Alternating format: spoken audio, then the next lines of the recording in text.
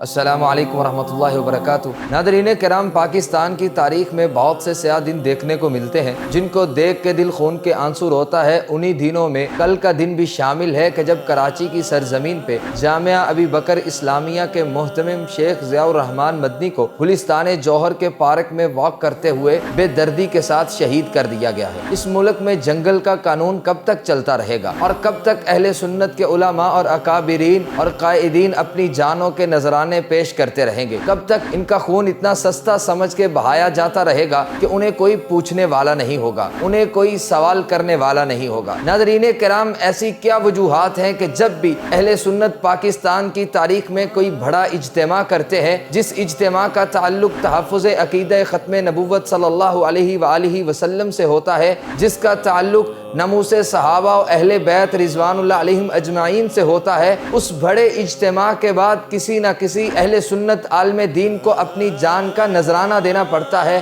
ماضی قریب میں جب کراچی کی سرزمین پہ شان صحابہ و اہل بیت کے نام پہ بڑے بڑے اجتماعات ہو رہے تھے، اس کے بعد مولانا عادل کا خون بہایا گیا، اور ابھی 2 سے 3 دن قبل کراچی کی سرزمین پہ شان صحابہ و اہل بیت کے نام پہ بہت بڑا اجتماع کیا گیا، جس کی روح روان اہل حدیث ایکشن کمیٹی کراچی تھی، اور اس کے اندر بہت سے اہل حدیث علماء شامل تھے، بہت سے اکابرین شامل تھے، بہت سے قائدین شامل تھے۔ 2 سے 3 دن بعد ہمیں ایک اور جان کا نذرانہ دینا پڑا۔ ناظرین کرام، اس کے بارے میں مرکزی جمعیت اہل حدیث پاکستان کے ناظم اعلیٰ سینیٹر ڈاکٹر حافظ عبدالکریم حافظہ اللہ یہ اعلان کر چکے ہیں۔ وہ بالخصوص پاکستان کی گورنمنٹ کراچی کی انتظامیہ کو مخاطب کرتے ہوئے انہوں نے کہا ہے، شیخ ضیاء الرحمن مدنی کے قاتلوں کو فی الفور گرفتار کیا جائے اور انہیں کڑی سے کڑی سزا دی جائے، اور اگر ان کے قاتلوں کو گرفتار نہ کیا تو ہم پورے پاکستان کے اندر احتجاج کا بھرپور حق رکھتے ہیں،